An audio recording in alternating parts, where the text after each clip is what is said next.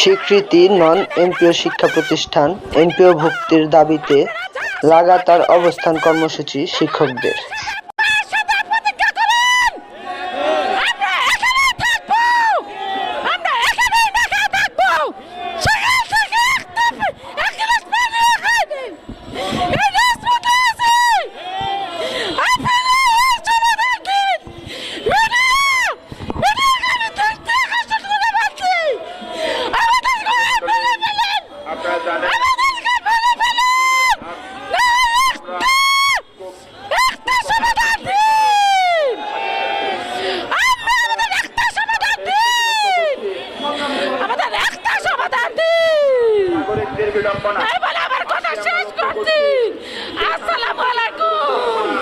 আসসালামু আলাইকুম।